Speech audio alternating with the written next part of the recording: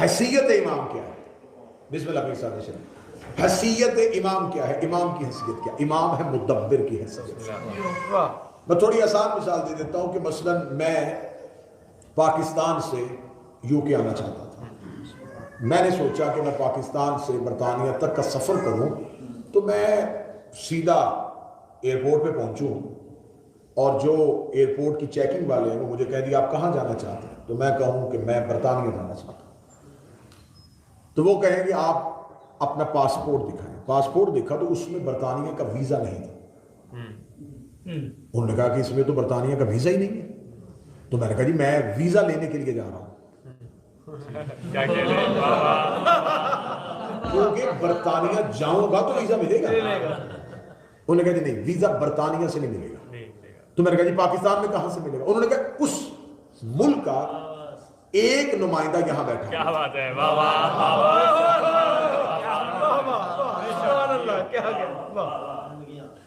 میں نے کہا جی میں اپنا پورا ریکارڈ ساتھ لے کے آیا ہوں, میرے پاس پورے میرے ڈاکومنٹس ہیں, میں اس طرح کرتا ہوں مجھے برطانیہ جانے دیں, میں برطانوی وزیر اعظم کو اپنے ایک ایک پیپر دکھاؤں گا, وہ دیکھ لے گا کہ میرے ڈاکومنٹس بالکل کلیئر ہیں. انہوں نے کہا جی کاغذات وہ نہیں دیکھتا.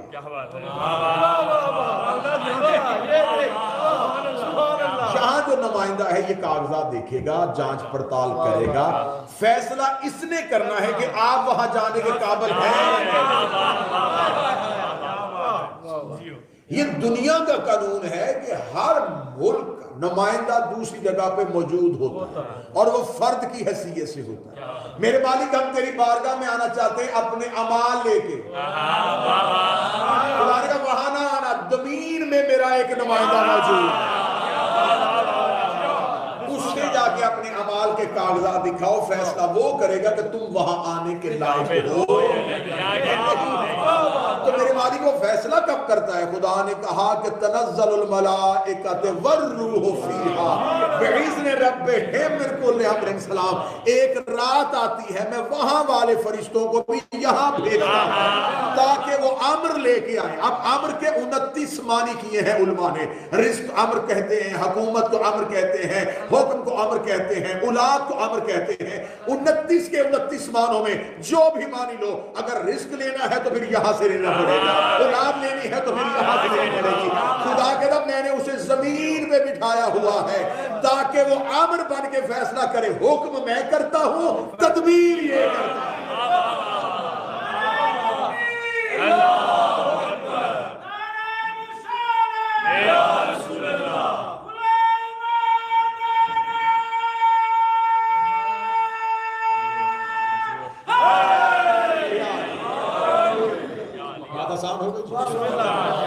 حیثیت امام کو تسلیم کرنا پڑے گا کہ اگر امام کو تسلیم نہیں کریں گے تو پھر بتایا جائے کہ کائنات میں یہ نظام چلا کون رہا. جب ہم یہ کہتے تو کہتے ہیں یہ کیسے ہو سکتا ہے کہ کوئی اگر ایسا امام ہے تو اسے نظر آنا چاہیے. نظر آنا امام کے لیے ضروری ہے. کیوں؟ خدا عدل کا ترازو کو بالکل برابر رکھتا ہے. خدا نے زمین پہ ایک ایسا بھی بھیجا ہوا ہے جو گمراہ کرتا ہے اور وہ نظر نہیں آتا.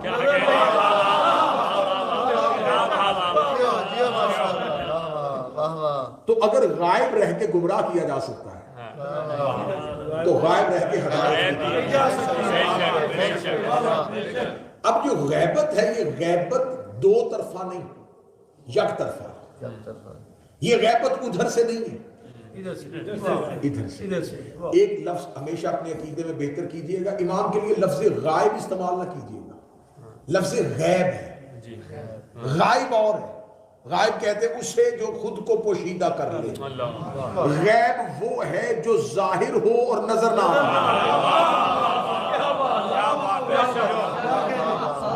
اس کی وضاحت میرے ایک امام کے فرمان سے ملی تھی. امام سے کسی نے آگے پوچھا مولا آپ کے پاس غائب کا علم ہے؟ امام نے فرمایا امام سے کوئی چیز غائب نہیں ہوتی. وہ کون سی چیز ہے جو امام سے غائب ہے؟ تو اس نے کہا پھر آپ کے پاس. امام نے فرمایا تو سوال یہ کر غائب کا علم ہے. اس نے کہا غائب اور غائب میں کیا فرق ہے؟ امام فرماتے غائب وہ ہے جو چیز خود کو خود پوشیدہ کرے, غیب وہ ہے جو ظاہر ہے اور تمہیں نظر نہیں آتا. اللہ غائب نہیں, غیب. جنت غائب نہیں, غیب. اور خدا نے قرآن میں پہلی ہی آیت میں یہ کہا یؤمنون بالغیب. یہ صاحب ایمان وہ ہیں جو غیب پر ایمان رکھتے ہیں. یہ مانتے ہیں کہ کچھ ایسا ہے جو ہے صحیح لیکن ہمیں نظر نہیں آتا. اور ہمیشہ نظر آنے والی چیز کسی نہ کسی نظر آنے والے کو اپنا سراپا ضرور بناتی ہے.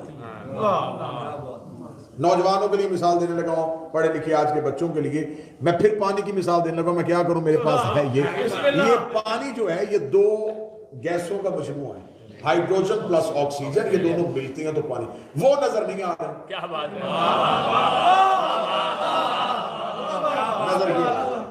ان دو نے مل کے اسے انہیں اسے صورت دے دی ہے. طلب یہ پوری کر رہا ہے, اس کے پیچھے وہ ہے. اس کا مطلب مظہر کو مانو تو حقیقت کو مان لو. جس نے مظہر کا انکار کر دیا اس نے حقیقت کا انکار کیا. امام کی زمانے میں غیبت ہے, اور غیبت ہماری طرف سے ہے. پیاسے کو کسی صحرا میں کنویں کا نہ ملنا پانی کے نہ ہونے پہ دلالت نہیں. ایک پیاسا کسی دشت اور کسی صحرا میں چلا جائے اور وہ کہے کہ پیاس ہے اور پانی ہی نہیں ہے. پانی موجود ہے لیکن وہ پانی تک پہنچ نہیں رہا. امام موجود ہے لیکن ہم امام تک پہنچ نہیں رہے. اب میں ابھی تھوڑی دیر پہلے دوستوں میں بھی یہ بات کر رہا تھا کہ اب ہم نے دیکھنا یہ ہے کہ امام کی غیبت کا راز کیا ہے. امام کی غیبت کے راز کو جب ہم دیکھتے ہیں تو ہمیں ایک بات کی تھپکی دے کے سلا دیا جاتا ہے کہ صاحب یہ حکم پروردگار سے ہے اور وہ اللہ نے ابھی حکم نہیں دیا, جب وہ حکم دے گا تو پھر یہ ظاہر ہو جائیں گے. اچھا, پھر ہمیں بتایا جائے کہ کائنات میں جب جس نے کلی اختیار امام کو دے دیا تھا تو اس نے امام کا اختیار امام کو کیوں نہیں دیا. یہ بہت نئی باتیں ہیں جو میں آپ کروں گا, اور ہمیشہ نئی بات جو ہے وہ لوگوں کو پریشان بھی کر دیتی ہے اور لوگ اس چیز کو جلدی قبول بھی نہیں کرتے. اس لیے کہ جب رسول نے مکہ میں دین بتایا تھا تو لوگوں نے کہا تھا یہ ہمارے لیے نیا ہے. ہم اس کو جلدی قبول اس لیے نہیں کریں گے کہ ہم نے ایسا پہلے کبھی سنا ہی نہیں. اب سوال یہ ہے کہ جب وہ امام جسے اللہ نے کلی اختیار دیے ہوئے ہیں, اسے مدبر بنایا ہوا ہے, تو اس کا اپنے ظہور پہ اختیار کیوں نہیں؟ یعنی کہ وہ یہاں آ کے محتاج کیوں ہو گیا کہ میں ظہور نہیں کر سکتا. اس کا مطلب ظہور کا اختیار بھی امام ہی کے پاس ہے. وہ جب چاہے وہ ظاہر ہو سکتے. اب اس سے اگلے سیدھے پہ آ جائیے, اگر یہ سارا ظہور امام کے چاہنے پہ مبنی ہے تو وہ ابھی تک چاہ کیوں نہیں رہے؟ اب یہاں ہمیں روایات بتاتی ہیں کہ امام ظہور اس لیے نہیں فرما رہے کہ امام پردے میں ہیں اور امام رو بھی رہے ہیں, امام شدت میں بھی ہیں, امام گریہ بھی کر رہے ہیں. تو امام گریہ کر رہے ہیں اور ان کے اختیار میں ہے ظاہر ہونا, تو وہ ظاہر کیوں نہیں ہو رہے؟ صاحب ہمیشہ انسان کی فطرت ہے یہ اپنا الزام دوسرے کے سر پہ دیتا ہے. یہ ہمیشہ کوشش کرتا ہے کہ اپنی کمی کو چھپانے کے لیے کسی کا سہارا ڈھونڈے. بھئی آپ نے نماز کیوں نہیں پڑھی تو فوراً کوئی نہ کوئی ایسا سہارا ڈھونڈنا کہ میں اپنی غلطی اس کے سر پہ ڈالوں. لباس ٹھیک نہیں تھا, کاروبار میں جانے کی ذرا جلدی تھی, آفس کا ٹائم چینج ہو گیا تھا. اب ہم نے کیا کیا, ہم نے اپنا قصور جو ہے یہ بھی امام پہ ڈال دیا. ان کے پاس اختیار ہے, وہ جب چاہے ظاہر ہو سکتے ہیں. جب امام کی طرف ربط ہوا اور امام سے پوچھا گیا کہ بادشاہ آپ ظاہر کیوں نہیں ہو رہے جب آپ کے پاس آپ کا اختیار ہے, تو فرمایا تمہاری وجہ سے, کیونکہ میں نے ظاہر نہیں ہونا, میں نے قیام کرنا ہے. اگر میرے بعد بھی کوئی امام ہوتا تو جیسے مجھ سے پچھلے اماموں نے ہر دور کے حالات میں خاموشی بھی اختیار کر لی, گوشہ نشینی بھی اختیار کر لی, زہر والا انگور بھی کھا لیا, زہر والی کھجور بھی کھا لی, زہر والا دودھ بھی پی لیا, میں بھی ایسا کر لیتا, لیکن میرے بعد امامت نہیں. اب آخری قیام میں نے ہی کرنا, اور قیام تب تک نہیں ہوتا جب تک لشکر نہ ہو. میں نے آپ کی پچھلی مجالس میں ایک ڈیڑھ گھنٹہ میں اس بات پہ مسلسل ہسٹری میں بولتا رہا ہوں, امام حسن علیہ السلام نے قیام کیوں نہیں کیا؟ کیا وہ لڑنا نہیں جانتے تھے؟ کیا تلوار نہیں تھی پاس؟ قیام نہ کرنے کی وجہ قلت انصاف، لشکری نہیں، کیوں قیام کریں؟ اور یہ بھی بات یاد رکھیے گا، امام کو اپنی طاقت کے لیے لشکر کی ضرورت نہیں ہوتی، امام کو لشکر کے لیے لشکر کی ضرورت ہوتی کہ کم از کم یہ میرے پیچھے آئیں تو صحیح تاکہ ان کی عاقبت صحیح ہو۔ اب امام کو اپنے لشکر میں تم نے امام کے لشکر میں نہیں جانا، امام نے تمہیں اپنے لشکر میں شامل کرنا۔ اگلا لفظ اور آسان کر دو، تمہاری امام کو ضرورت نہیں، تمہیں امام کی ضرورت ہے۔ اب جو آخری قیام ہوا ہے نا، آخری قیام جس نے کیا ہے وہ کریم کربلا نے کیا ہے۔ کریم کربلا کے بعد آج تک امامت نے قیام نہیں کیا، آخری قیام امام حسین کا کربلا میں ہوا، اور ناصرین کی تعداد 72۔ اور یہ بھی فرماتے ہیں کہ آج تک پچھلے آئمہ میں سے سب سے زیادہ جو ناصرین کی تعداد ملی ہے وہ اس امام کو ملی۔ تو امام حسین کے بعد جتنے بھی امام آئے، کسی نے خود کو قید خانے میں رکھ لیا، کسی نے گوشہ نشینی اختیار کر لی، ہر دور میں امامت قیام نہ کر سکی۔ اب اگر اس امام کے بعد بھی کوئی امام ہوتا تو شاید یہ امام بھی حالات دنیا کو دیکھتے ہوئے تم لوگوں پہ توکل نہ کرتے، لیکن اب قیام واجب ہے، اب قیام ضروری ہے۔ اب جب قیام ضروری ہے تو اب اس کا مطلب ہے کہ ظہور رکا ہوا ہے ہماری وجہ سے۔ ظہور کی ہونے کی نا وجہ ہم خود ہیں۔ اب یہاں پر عام فہم میں دلیلیں نہیں دوں گا کہ دیکھیں کردار اچھے نہیں ہیں، یہ اچھا نہیں ہو رہا، یہ اچھا نہیں ہو رہا۔ سب سے پہلی بات جو امام کے لیے ضروری ہے، امام کے ظہور کے لیے، امام کے رستے کو ہموار کرنے کے لیے، کہ آپ کو امام کے ساتھ قیام ذات کے لیے نہیں، امام کے لیے کرنا۔ میں نے آپ کو پچھلی مجالس میں بتایا کہ کوفہ والوں نے خطوط لکھے۔ خط کب لکھے؟ جب ان کے اوپر ظالم حاکم آ گیا۔ اب انہیں خبر تھی کہ یہ گردن بھی کاٹ رہا ہے، یہ ہمارے بچے بھی مار رہا ہے۔ اب امام کو بلایا بھی تو امام کے لیے نہیں، اپنے لیے۔ یعنی کوفہ والے الاجل کہہ رہے تھے تو وہ بھی لالچ کی بنیاد پر، اور امام کوفہ نہیں آئے۔ جو امام مکہ سے غازریہ اور نینوا تک پہنچ گیا تھا وہ امام کوفہ آ سکتے تھے۔ امیر المومنین اگر دارالحکومت کوفہ بنا سکتے ہیں تو کریم کربلا بھی تشریف لا سکتے تھے، نہیں آئے۔ کیوں نہیں آئے؟ کیونکہ کوفہ میں قیام کی سکت نہیں تھی۔ اس کا مطلب ہے کہ امام اس قوم میں تب تک نہیں آتا جب وہ قیام کرنے کی صلاحیت میں نہیں آتا۔ اب ہمارے پاس قیام کرنے کی صلاحیت اور ہمارے پاس قیام کرنے کی سکت کیا ہے؟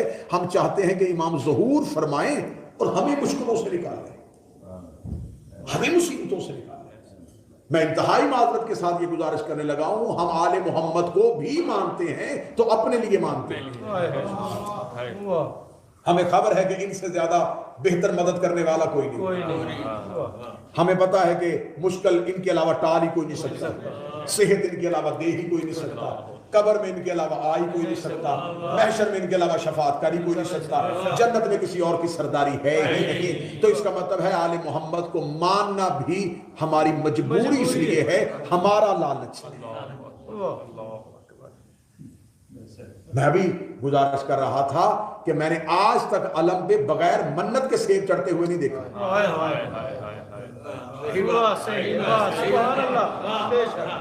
میں انتہائی معذرت کے ساتھ کہوں گا، ہم نے علم پہ سیب بھی رکھا تو منت کا رکھا، یہ مراد پوری کریں تو یہ سیب۔ میں نے آج تک بغیر دعا کے چادر چڑھتی ہوئی نہیں دیکھی۔ میں نے بغیر آج تک بغیر حسرت کیے ہوئے کسی شیعہ کے گھر میں کھیر پکتی ہوئی نہیں دیکھی۔ تو ہم نے تو اپنی حاجات کے لیے ہم نے کہا ہے کہ ہم دیا بھی علم کے نیچے جلاتے ہیں تو منت کا دیا نہ جلاؤ، عشق کا دیا جلاؤ۔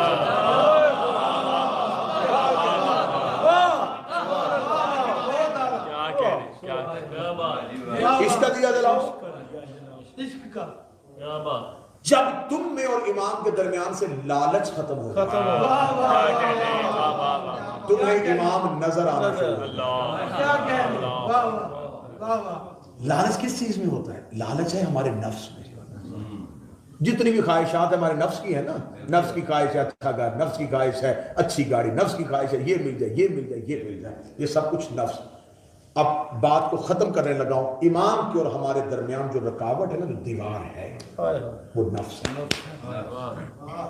جب انسان مرتا ہے تو نفس کو موت آتی ہے، کل نفس ذائقۃ الموت، نفس مرتا ہے، روح نہیں مری، روح موجود ہے، روح زندہ ہے، مرا نفس۔ اس سے اچھی دلیل بابا جی ہوئی کوئی نہیں۔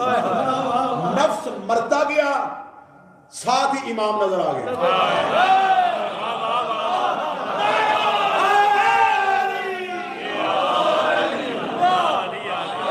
یہ قبر میں علی کیوں نظر آیا؟ یہ سرحان علی کی کرسی کیوں نظر آئی؟ وہی علی جو دنیا میں 70 سال نظر نہیں آیا، وہ قبر کی کوٹھی میں کیوں نظر آیا؟ اس لیے کہ نفس مر گیا ہے۔ تم زندگی میں نفس مارو، امام ابھی نظر آنا چاہیے۔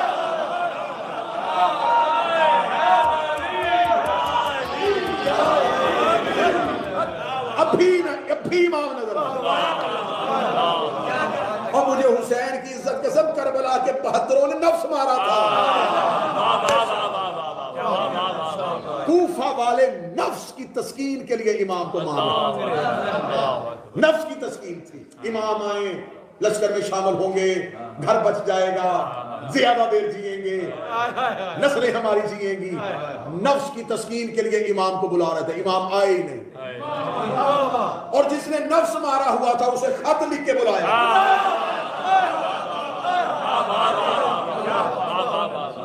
ایک خط امام کو لکھا جا رہا ہے، ایک خط امام خود لکھ رہے ہیں۔ جو لکھ رہے ہیں وہ بھی انسان ہے، جس کو لکھا جا رہا ہے وہ بھی انسان ہے۔ خط لکھنے والے نفس کی تسکین کے لیے بلا رہے تھے، جس کو لکھا تھا وہ نفس مار کے حسین کی بیٹھ جائے۔ اب مجھے بتاؤ، جو 72 کربلا میں آئے تھے، 72 کی شادیاں نہیں تھی، ان کی نسلیں نہیں تھی، ان کے بچے نہیں تھے، ان کے گھر نہیں تھے، سب کچھ تھا۔ حسین نے شب عاشور آخری امتحان لیا۔ حسین نے کہا دیکھ لوں کہیں کوئی لالچ تھا تو نہیں۔ یہ تو کوئی لالچ ہی نہیں ظاہر کر رہے۔ یہ جو 3 دن پانی بند ہوا تھا نا، یہ حسین کا امتحان نہیں تھا۔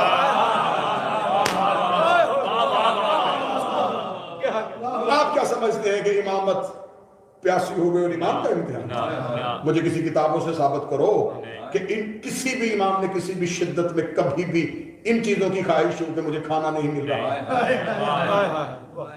پانی بند ہوا تھا، پانی بند ہونا امامت کا امتحان نہیں تھا، کھانا بند ہونا امامت کا امتحان نہیں تھا۔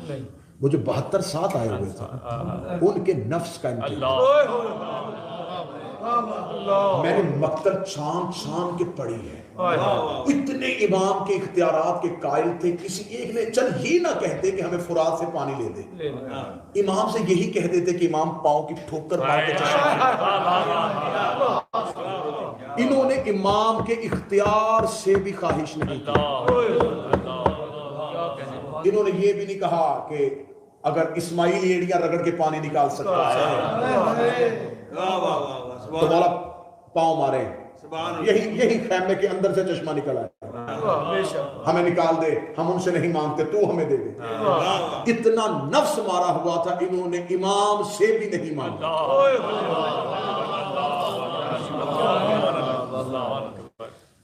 کیا لالچ تھا؟ لالچ کدھر رہ گیا کہ ہم سب کچھ امام سے مانگ رہے ہیں نا، یہ سامنے بیٹھے ہوئے امام سے بھی نہیں مانگ رہے۔ اب نفس مر چکا تھا، کیونکہ یہاں خواہش نفس کی نہیں، صرف امام کی تھی۔ ہمارا امام کیا چاہتا ہے؟ پیاسا، ہم پیاسے رہے، یہ چاہتا ہے ہمارا امام چاہتا ہے ہم بھوکے رہے، تو ہاں ہیں بھوکے۔ اب یہ سب کچھ کیسے ہوتا ہے؟ ہمیشہ جب آپ کسی چیز کو نفس پہ غلبہ کب ہوتا ہے؟ کسی انسان کو بہت بھوک لگی ہو نا، شدت کی بھوک، اب اس کا نفس خواہش کر رہا ہے کہ بھوک ہے، اللہ نہ کرے میں مثال دے رہا ہوں کسی بھی انسان کی، اس کے کان میں آواز پڑی کہ اس کا باپ مر گیا ہے، اب مجھے بتاؤ کہ بھوک رہے گی؟ نہیں۔ وہ غم جو ہے نا وہ بھوک پہ غالب ہے۔ وہ جو تھوڑی دیر پہلے پانی مانگ رہا تھا، کھانا مانگ رہا تھا، اس سے لوگ پکڑ پکڑ کے کہہ رہے ہیں پانی پی، کھانا کھا، کیوں نہیں کھا رہا؟ باپ کی محبت بھوک پہ غالب ہے۔ کربلا والوں کو پیاس لگ ہی نہیں رہی، امام کا عشق بھوک پہ غالب، پیاس پہ غالب۔ لوگ کہتے ہیں کہ جو شیعہ زنجیر مارتے ہیں یار ان کا بدن کٹتا ہے انہیں تکلیف نہیں ہوتی؟ جب ماتمی چھری جسم پہ مارتا ہے تو حسین کا عشق بدن کی تکلیف پہ غالب آ جاتا ہے، اور جب عشق غالب آ جائے تو پھر نفس اپنے آپ کی ساری صلاحیتوں کو مار دیتا ہے۔ مسلسل عرفان پڑھ رہا ہوں سرکار، وہ غیبت نہیں پڑھ رہا، وہ انتظار نہیں پڑھ رہا جو مدت سے پڑھا جاتا ہے کہ یہ ہے، یہ نہیں ہے جی، بس گناہگار ہے جی، بس کہاں امام کہاں۔ نفس کو ختم کیا کربلا والا۔ امام نے کہا آخری امتحان لو، امام نے شب عاشور کہا کہ شاید آنکھیں نہیں ملا رہے، چراغ بجھا کے، اس سے بڑا امتحان اللہ کی کائنات میں کسی نبی نے بھی نہیں دیا۔ حسین نے کہا جنت دیتا ہوں، انہوں نے کہا ہمیں جنت دی۔ یہ کائنات کے پہلے نفوس تھے جن کو جنت کی خواہش بھی نہیں تھی۔ یار ہم نفس مارتے ہیں جنت ملے، خدا نے کہا رمضان کے اتنا وقت بھوکے رہنا تو ہم نے نفس مارا، کیوں؟ جنت مل جائے گی۔ نفس مارا، صبح اٹھیں گے نماز پڑھیں گے جنت مل جائے گی، نفس مارتے ہیں جنت کے لیے۔ حسین کا شاید انہوں نے نفس مارا جنت کے لیے، حسین کا جنت دوں، جنت بھی نہیں چاہیے۔ حسین نے ان 72 غیر معصوموں کو امام کے عشق میں ایسے دکھا کے کہا کہ قیامت تک کہیں یہ نہ کہنا یہ سوائے معصوم کے کوئی نہیں کر سکتا۔ مولا حسین کی قسم اگر حسین صرف اپنے ہی بنی ہاشم لے کے چلے جاتے، یہ باتیں بالکل ممبر کی تاریخ سے نہیں ہوں گی، حضرت عبداللہ ابن جعفر تیار کو لے لیتے تو لے سکتے تھے، بے شک ہاشمیوں کے کئی لوگ مدینہ میں آباد تھے، لے سکتے تھے، اگر ان کو لیتے ان میں سے ایک نام کاٹنا پڑتا۔ یہ ہے امام کا عشق کہ امام نے غیر معصوم نام نہیں کاٹا، بھائی گھر بٹھا دیا، عقیل کے بیٹے گھر بٹھا، جعفر تیار کی نسل گھر بٹھا۔ نہیں، اللہ نے تمہیں امتیاز دے دیا ہے، اب انہیں لینے دو۔ تعداد سے تجاوز نہیں ہو سکتا تھا، تعداد سے تجاوز نہیں ہو سکتا تھا، اگر ایک نام بھی اور بڑھاتے تو ادھر سے ایک نام کاٹنا پڑتا۔ کیا کریمی ہے حسین کی، محمد بن حنفیہ گھر بٹھا دیا، جون کا نام نہیں کاٹا۔ اگر صرف عباس، قاسم، علی اکبر یہ سب کچھ کرتے تو آج کہہ دیتے او نہیں جی یہ سب کچھ تھا، لیکن آگے بھی تو دیکھے نا کون تھے، آگے بھی تو علی کے بیٹے تھے، آگے بھی تو خونے۔ نہیں، میں یہ کام جون سے کرواؤں گا، میں زہیر سے کرواؤں گا، میں مسلم ابن اوسجہ سے کرواؤں گا، میں سعید سے کرواؤں گا، تاکہ قیامت تک تمہیں پتہ چلے کہ غیر معصوم بھی اگر نفس کو مارے تو عشق کے اس کمال میں۔ اب سب سے ایک ہی چیز جس پہ گفتگو رکے گی، بہت بات کی باتیں ہیں کہ اعمال ہمارے ٹھیک نہیں ہیں، نمازیں ہماری پوری نہیں ہیں تو اس لیے امام نہیں آ رہے۔ امام کا امتحان سب سے پہلا یہ ہے کہ تمہاری خواہش کیا ہے۔ نفس ختم کرو، خواہشات ختم کرو، خواہش صرف امام کر دو۔ اور یہ بات بھی میں کہوں کہ یہاں پر بھی گھاٹے کا سودا نہیں ہوگا، اب اب یہ نہ سوچیں کہ دیکھیں جی دنیا داری بھی تو ہے نا، بچے بھی تو پالنے ہیں. یار آپ صرف امام لے کے دیکھیں، ہر چیز امام کے ساتھ خود بخود آ جائے. آپ صرف خواہش امام کر کے دیکھیں، آپ صرف عشق امام میں مبتلا ہو کے دیکھیں. جن چیزوں کی آپ خواہشات کر رہے ہیں یہ بڑی چھوٹی ہیں، یہ خود بخود یہ بالکل ایسے ہی ہے جیسے بچہ بچپن میں باپ سے کچھ چیز. امام کے لیے یہ خواہشات کیا ہیں؟ تمہارے رزق میں فراوانی کر دینا تمہاری چیزوں میں. لیکن جب ہم امام کو چھوڑ کے بار بار یہ خواہشیں کرتے ہیں تو یہ بھی فرامین موجود ہیں. امام فرماتے پھر انہیں اتنا دنیا دے دو انہیں ہم یاد ہی. مولا فرماتے کثرت مال امام سے دوری کی وجہ ہے. مولا امیر المومنین سے کسی شخص نے پوچھا، اس نے کہا مولا غریبی بڑی ہے. امیر المومنین نے فرمایا شکر کر اس نے آزمائشوں سے بچایا. شکر کر اس نے آزمائشوں سے بچایا. اس نے غربت دی ہے تو اس کا زیادہ شکر کیا کر. وہ بیماری دے تو شکر کرو کہ اس نے قابل سمجھا تو آزمائش دی. مولا فرماتے ہیں تمہیں ایک سال میں ایک مہینہ گزر جائے اور کوئی غم نہ ملے تو توبہ کرو. لوگ سمجھتے ہیں غم نہ آنا کرم کی دلیل ہے. علی فرماتے ہیں غم نہ آنا عذاب کی دلیل ہے.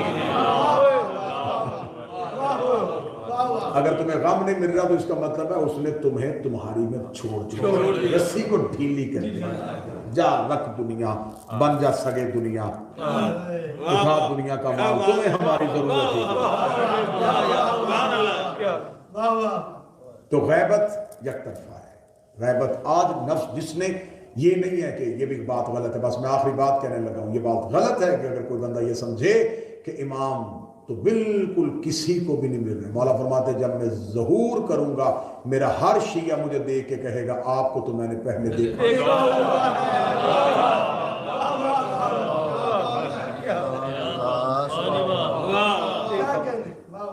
عارف عالم دین ہے، امام سے ایک سوال پوچھنے کے لیے صحرا میں آ گیا. چلتا رہا کہیں بھی امام سے ملاقات نہیں ہو رہی تو رستے میں چلتے ہوئے کوئی اجنبی ملا. اجنبی نے طریقے سے سوال کا جواب دیا. جواب ذہن میں آیا، ہاتھ سے اونٹ والا تازیانہ زمین پہ گر گیا. تازیانہ اٹھا کے اس شخصیت نے اس عالم دین کے ہاتھ میں دیا. عالم دین کے ہاتھ میں دینا تھا. کہنے لگے کس سے ملنے کے لیے نکلا تھا؟ کہنے لگے امام سے ملنے کے لیے نکلا تھا. کہتے کاش پہچان لیتا کہ ہاتھ امام.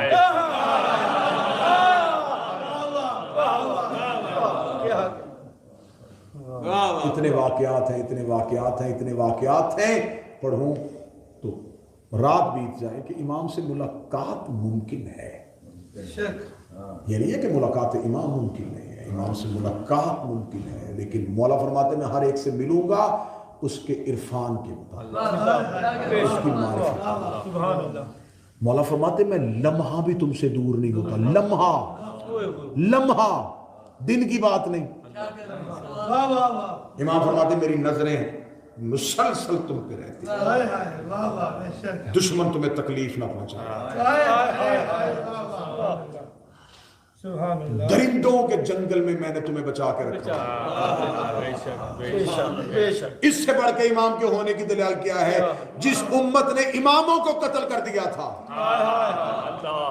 جنہوں نے نبی کا بیٹا نہیں چھوڑا تھا، آج کھل کے عزاداریاں کر رہے ہیں تو امام صاحب. آج ان کا نام لے رہے ہو تو امام صاحب. امام فرماتے ہیں میں مسلسل تمہیں دیکھ رہا ہوں. اپنی نسلوں کی تربیت اس انداز سے کرو کہ اپنے بچوں کو امام کے ہونے کا یقین اتنا دلا دو کہ ان کو خبر ہی نہ ہو کہ وہ نہیں ہیں. گھر میں کھانا ہو، دسترخوان بچھا ہو تو ایک شخص کی جگہ خالی چھوڑ دو. بچے پوچھے یہ کس کی ہے تو کہنا ہمارا امام دسترخوان پہ آئے. جب بچوں کو پتا چل جائے نا کہ ہمارا امام ہمارے گھر آتا ہے تو جو بچہ باپ کے سامنے سگریٹ نہیں پیتا، جب اس کے امام کے ہونے کا اتنا یقین ہو جائے گا تو پھر وہ گناہ نہیں کرے گا. اسے خبر ہوگی کہ میرا امام مجھے دیکھ رہا ہے. ایک شخص نے امام سے اتنی ملاقات، بس آخری لفظ کہہ رہا ہوں، اتنے، کبھی شب جمعہ کربلا، کبھی مسجد سہلہ میں بیٹھا ہوا ہے، کبھی مسجد کوفہ میں بیٹھا ہوا ہے، مسلسل کرتے کرتے کرتے کرتے تھک گیا. کوئی جگہ نہیں چھوڑی امام سے ملنے کی، کہیں امام نہیں مل رہے. خانہ کعبہ کی دیوار کے ساتھ ٹیک لگا کے بیٹھا اور پاؤں کا انگوٹھا پھٹ گیا تھا امام کو ڈھونڈتے ڈھونڈتے. پاؤں کے انگوٹھے سے خون نکل رہا ہے، بدن کا لباس تار تار ہو چکا ہے. دیوار کعبہ کے ساتھ ٹیک لگا کے بیٹھا تھا. یا دیکھا کہ ایک شخص نورانی چہرے والا آ رہا ہے. ایسے چونک کے اٹھا، اس نے دور سے دیکھا کہ میں وہ نہیں جو تو سمجھ رہا ہے. کہنے لگا کون ہے تو؟ کہنے لگا تمہیں امام بلا رہا ہے. لنگڑاتا ہوا، پاؤں زخمی ہے، جسم لاغر ہو چکا ہے. اس نے سہارا دیا مکہ کے قریب. وہ کہتا ہے ایک پہاڑ ہے، پہاڑ کے اوپر ایک سفید اون کا خیمہ ہے، اس کے اندر مولا تشریف ہوا. وہ خیمے کے اندر گیا اور بے ساہ تک گر گیا قدموں میں، چیخیں مار مار کے. فرزند رسول اتنے مہینے ہو گئے مجھے ڈھونڈتے، مولا مجھے کیوں نہیں ملے؟ میرے امام کی بات ہے، ڈھونڈا تو اس سے جاتا ہے جو کہیں گیا ہو. کیوں ڈھونڈ رہا تھا مجھے؟ مولا میں آپ سے ملنا چاہتا تھا. مولا فرمایا میں تمہیں ملتا ہوں، تم مجھے پہچانتے ہو. کہنے لگا مولا کب ملتے ہیں؟ مولا نے فرمایا تم روتے روتے چپ ہو جاتے ہو. مولا فرماتے ہیں یہ لفظ ہے میرے امام کا، کرم دیکھنا. ماؤں کا پیار سوچنے والوں، باپ کا پیار دیکھنے والوں، اپنے امام کا کرم دیکھنا. مولا فرماتے ہیں میں اپنے شیعوں کے رخساروں سے ان کے آنسو اپنے ہاتھوں. مولا فرماتے ہیں تمہارے گھر میں غم ہو سب سے پہلے تمہارے گھر میں آتا، تمہارے گھر میں خوشی ہو سب سے پہلے. لیکن امام کہتے ہیں مجھے بڑا دکھ ہوتا ہے جب میں تمہارے گھر تمہاری خوشیوں میں جاتا ہوں، تم دنیا کے عہدے داروں کا دروازے پہ انتظار کر رہے ہو. فلاں ہمارا رشتہ دار ایم پی ہے وہ بھی آ گیا، فلاں منسٹر بھی آ گئے، فلاں امیر تاجر بھی آ گئے. امام کہتے ہیں میں بہت دیر تک تمہیں دیکھتا رہتا ہوں، شاید تم کہو ہمارا امام بھی آ گیا.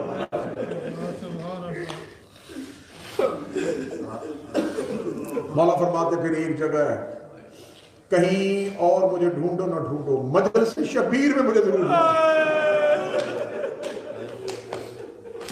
میں وظیفہ دے کے جا رہا ہوں. اس مجلس میں زندگی باقی ملاقات نہیں، زندہ رہا، وفا ہوئی، بیوی سیدہ نے کرم کیا، آپ کے چہروں کی دوبارہ زیارت ہوگی. ہاتھ باندھ کے کہہ رہا ہوں ہر مجلس میں ایک بار روتے ہوئے یہ ضرور کہنا کہاں بیٹھا ہے فاطمہ کا بیٹا.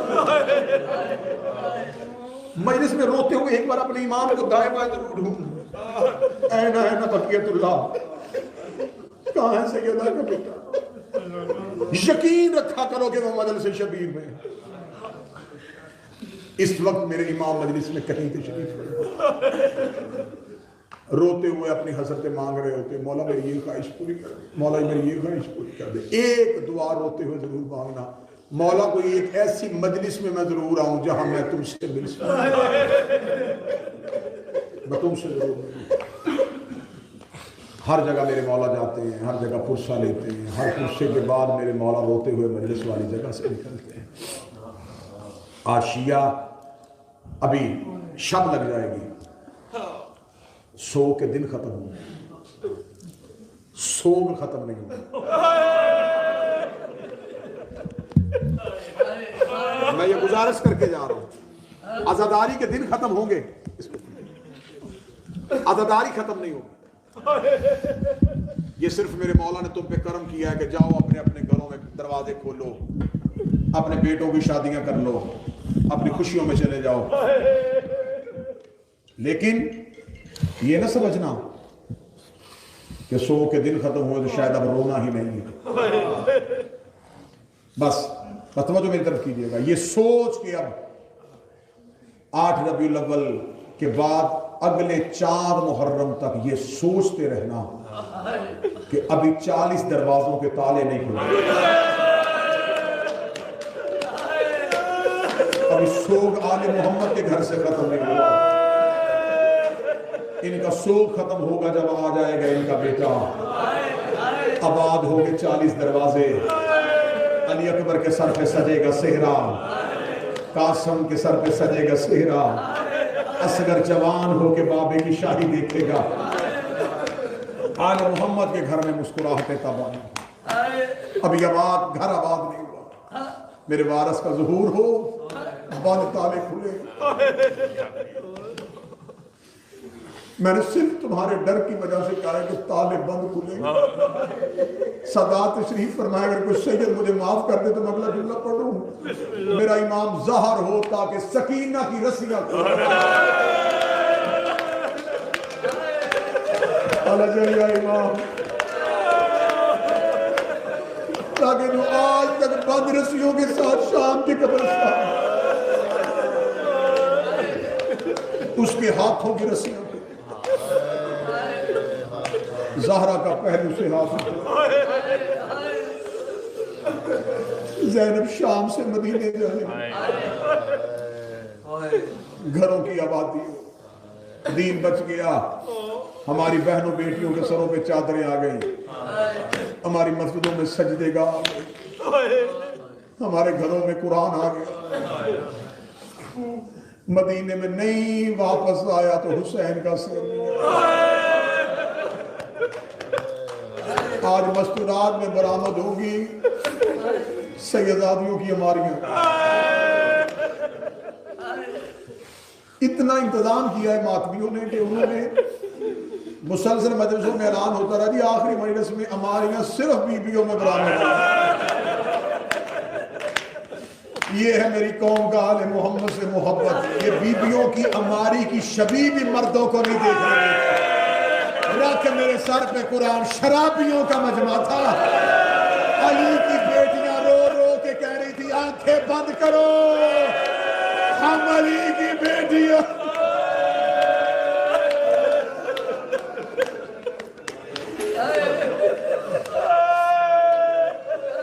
अल्लाह हर किसी की बेटी को सलामत रखे, अल्लाह तुम्हारी बहनों के पर्दे सलामत रखे। बेटी 40 साल के बाद भी अपने पेके घर जाए ना, इसे पूछना नहीं पड़ता। 40 साल बाद अपने भाइयों के शहर जाना पड़े, बाप के शहर जाना पड़े, छोटे छोटे बच्चों को शहर के दूर से बताना शुरू कर दे, उठो मैं तुम्हें बताऊं मेरे बाबे का शहर आने वाला है। बच्चों को उठा के कह दिया ये मेरे बाप की हवेली है, वो घर मेरे भाई का है, इस घर में मैं अपने बाप के साथ रहती रही हूं। रख मेरे सर पे कुरान, 1.25 साल के बाद वापस आई है, मदीने के बाहर कमर पे हाथ रख दी, सज्जाद ये मदीना है।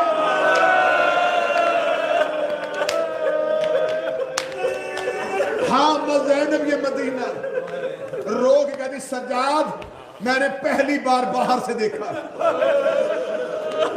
सज्जाद मैं तो जिंदगी में बाबे की जिंदगी में कभी बाहर नहीं आई थी। सज्जाद मुझे बता कब्र रसूल कहाँ है? फरमाया मैं वो सामने कब्र है रसूल।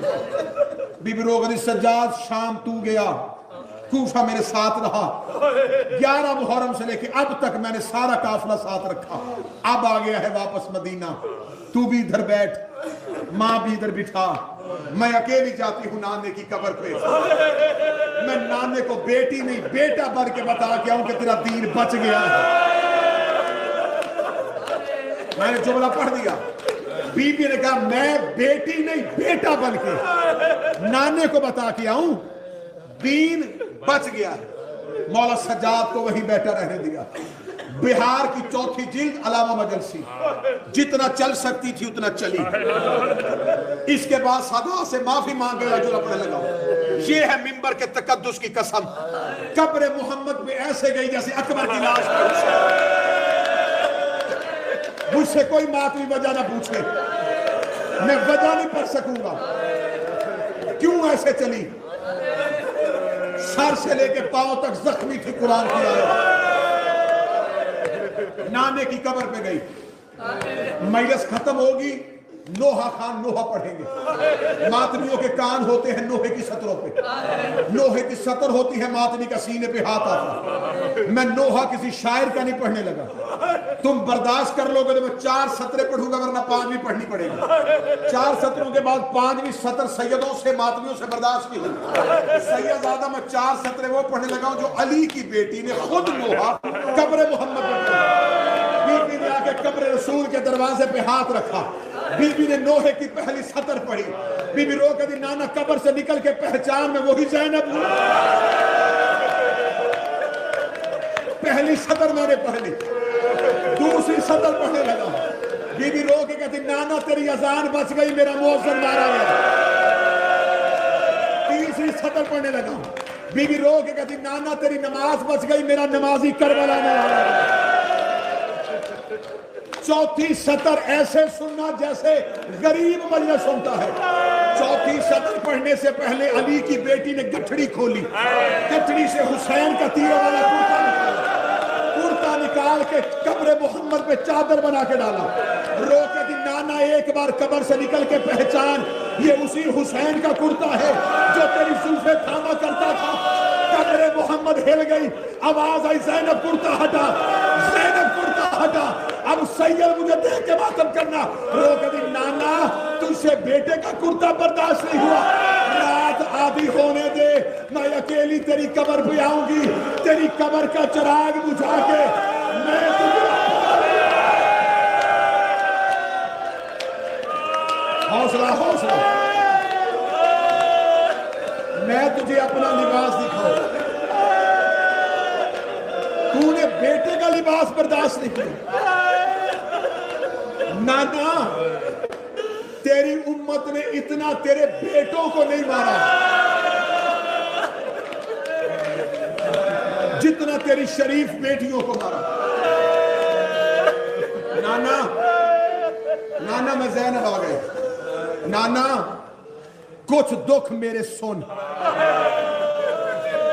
ہل گئی مصطفیٰ کی قبر، فرمائی زینب مجھے درد نہ سنا۔ گٹھڑی اٹھائی، حسن کی قبر پہ آئی، رو کری بھائی بہنوں کے درد سنتے ہیں،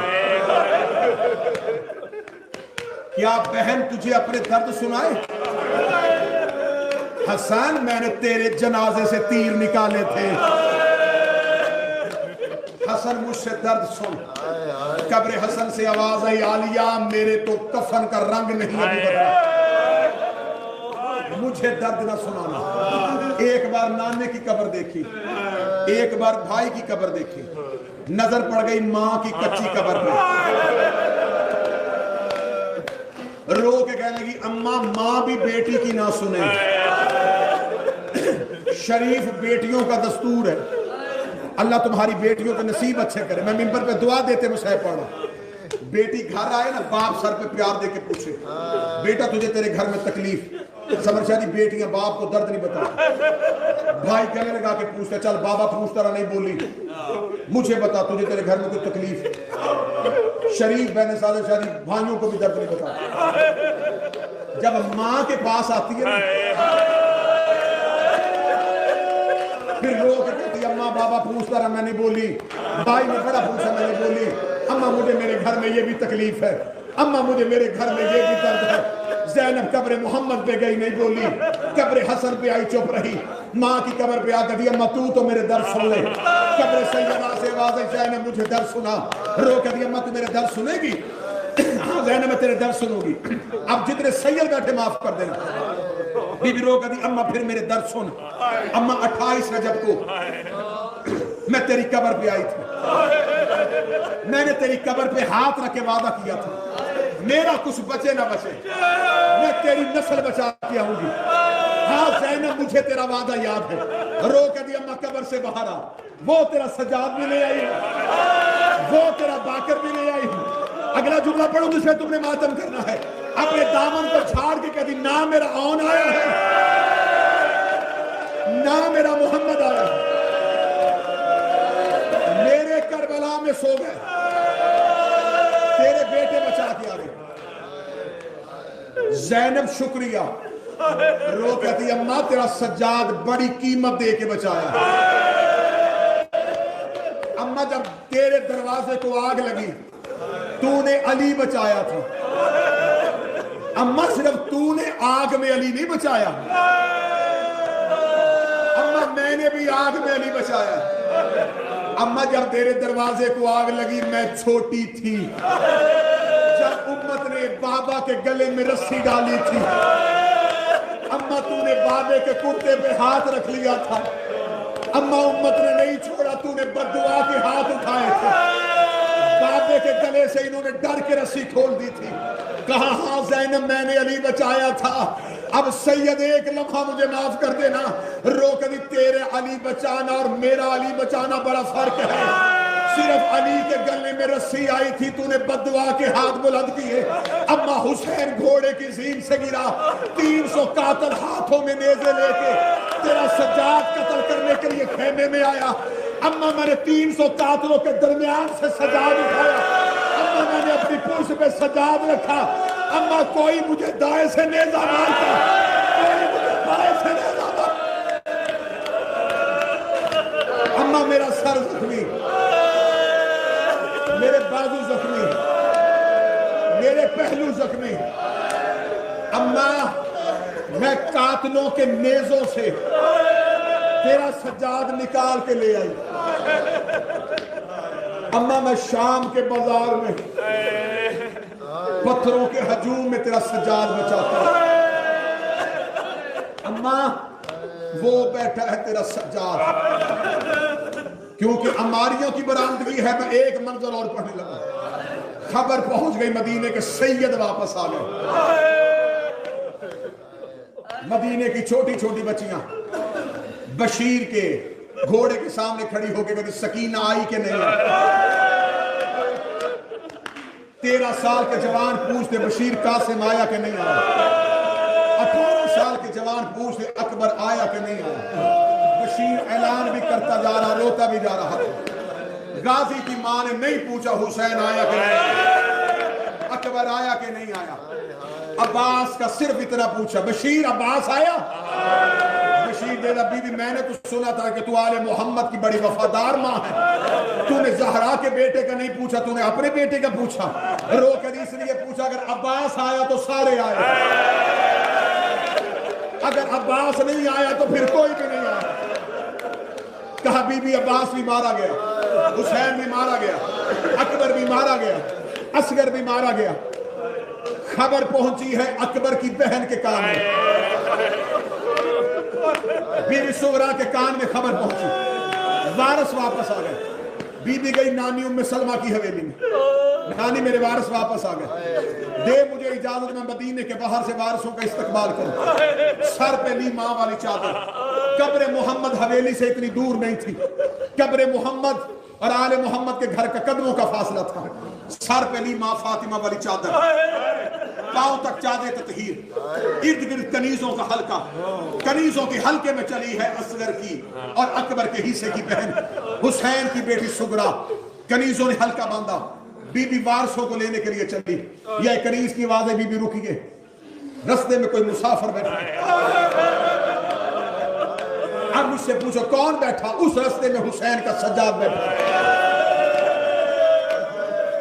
کنیز کی آواز ہے مجھے مسافر اٹھانے دے، گھروں میں روگے، بستر پہ روگے، ایام ازا کا آخری پرسہ ہے، اگلے سال ہم میں سے وہ روئے گا جو رہے گا، آج ودا ہو رہی ہے محمد کی بیٹی، آج ودا ہو رہی ہے علی کی بیٹی، میں چاہتا ہوں کہ بیویوں کا ودا گریے میں ہونا چاہیے، ہم چیخے مارے اور محمد کی بیٹی ودا ہو جائے، آج ودا کرنا ہے رسول کی بیٹی کو تم نے، اس امام بارگاہ سے مولا منتظمین کو سلامت رکھے، ماتمیوں کو سلامت رکھے، یہ بارگاہ تا ظہور امام زمان قائم دائم رکھے، میرا بار دنیا میں تشریف لائے تو میرا شہنشاہ اس بارگاہ میں اپنے قدم رنجا فرمائے، دعا دے کہ حسین کا ذاکر ہو کے اگلا جملہ پڑھنے لگا، کنیز کہتی ہے بی بی مجھے مسافر اٹھانے دے، کنیز چلتی چلتی وہاں آئی جہاں سجاد بیٹھے تھے، مولا سجاد کی کمر کے پیچھے کر دی، مسافر رستہ چھوڑ،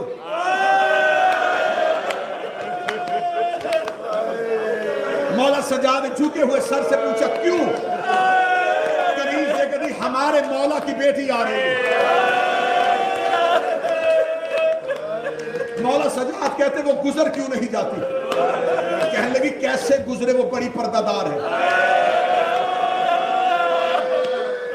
وہ بڑی پردہ دار ہے، آل محمد صحت دیں، زندگی اور صحت کے ساتھ آ کے بچوں کو ملے، حسین کے ذاکر ہیں آپ، مسائل میں دعا دے کے جا رہا ہوں، روتے ہوئے مولا سجاد نے کہا میں پردے سے بڑا واقع ہوں، اپنی بی بی سے کہا میں آنکھوں پہ ہاتھ رکھتا ہوں، میرے پیچھے سے گزر جا۔ اگلا جملہ جو کنیز نے کہا سجاد تڑپ گیا، پڑھو جملہ، کنیز نے کہا کیسے گزاروں، وہ عباس کی بھتیجی ہے،